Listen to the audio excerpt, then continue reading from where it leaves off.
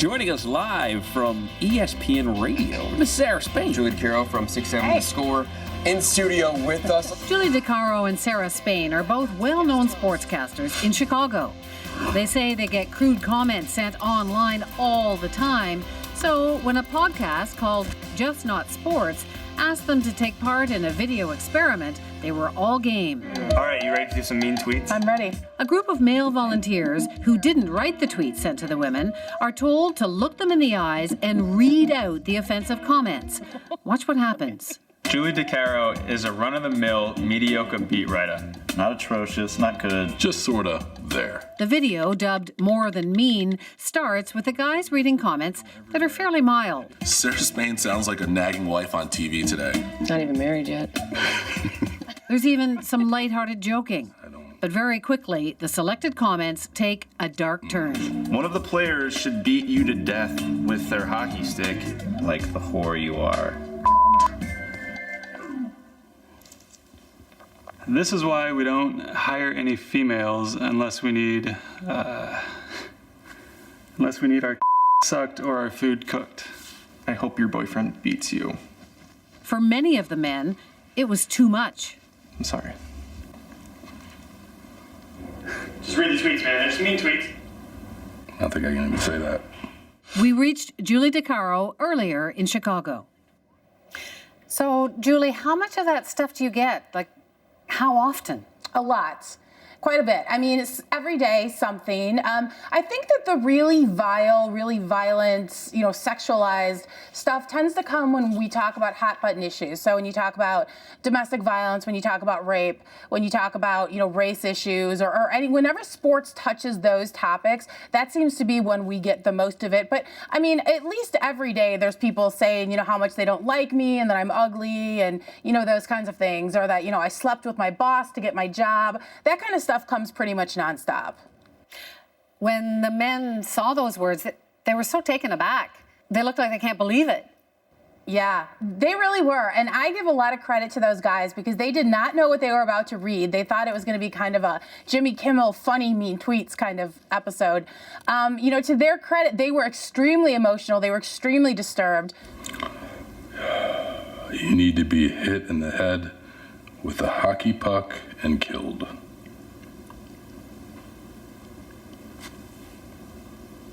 That's it.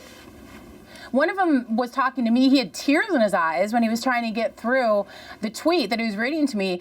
And, afterwards, none of them said, you tricked me. I don't want to be part of this. They all were on board with putting the video out there and trying to, show people what women in sports have to deal with. So I give a lot of credit to those guys. Yeah, it really seemed like they had no idea. They had no idea. Almost seemed like they didn't believe that women like you and Sarah were getting these kinds of comments.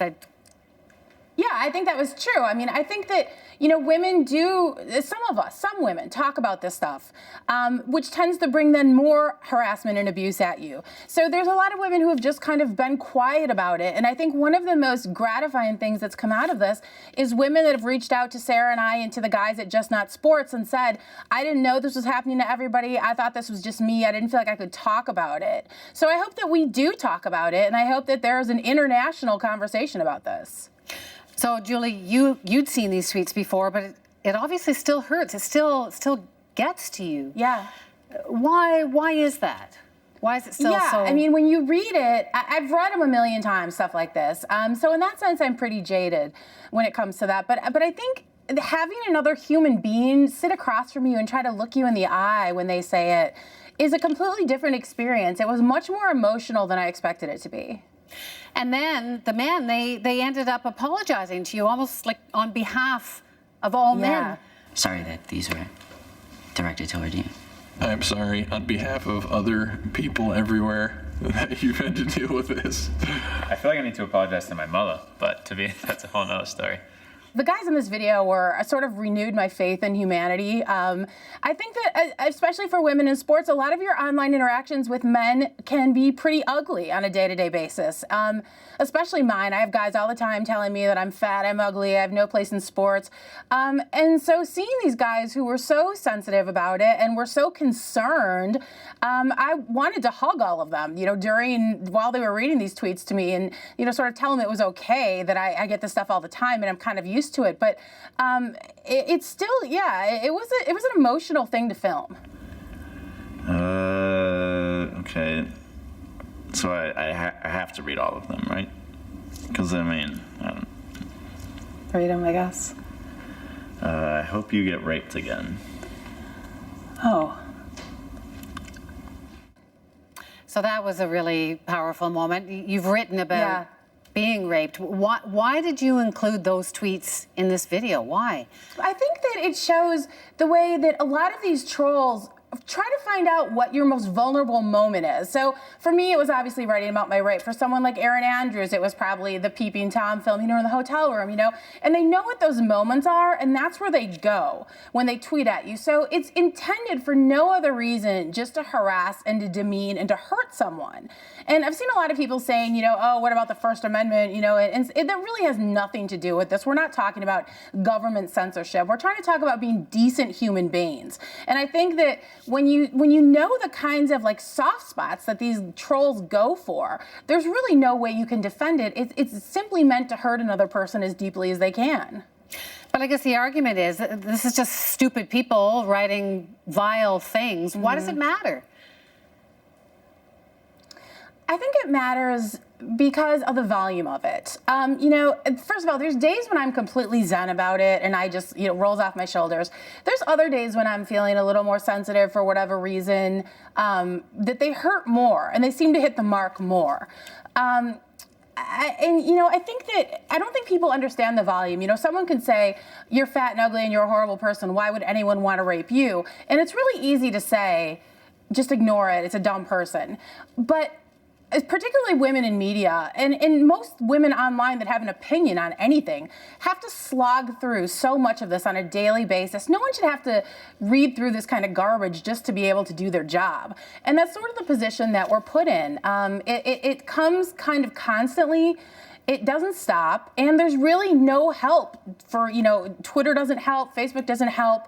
We're just put in this position where we have to wade through all this junk before we can even start doing our jobs during the day. And it affects you as a human being. I mean, like I said, I have good days and bad days.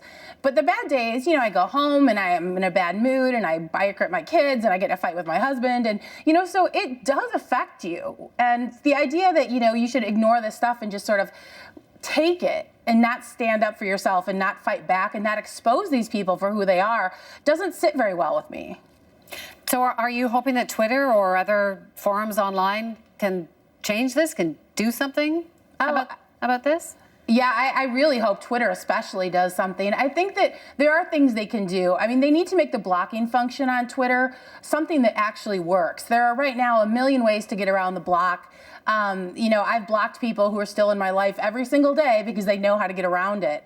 And there needs to be better reporting features. There needs to be a situation where you can reach out to someone at Twitter and explain a situation to them.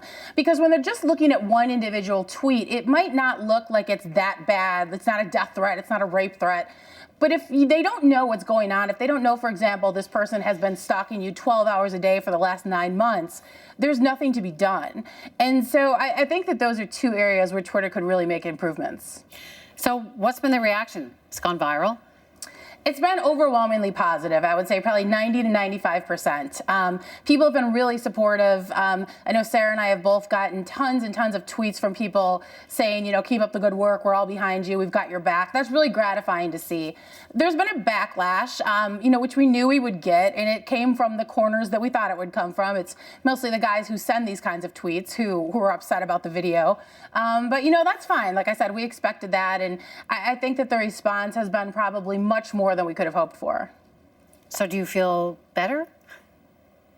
I do. It's strange. I sort of feel now like I've had my say in the matter. You know, like instead of shouting into the void on Twitter and saying, look, here's another guy harassing me, and just having people say, get over it, I feel like we finally made an impact in telling people, look, this is how bad it can be. Stop telling me to just get over it. And yeah, I feel like I've had my say now, and it does feel better. Well, thanks so much for talking to us all about it, Julie. Thank you. Thanks for having me, Wendy.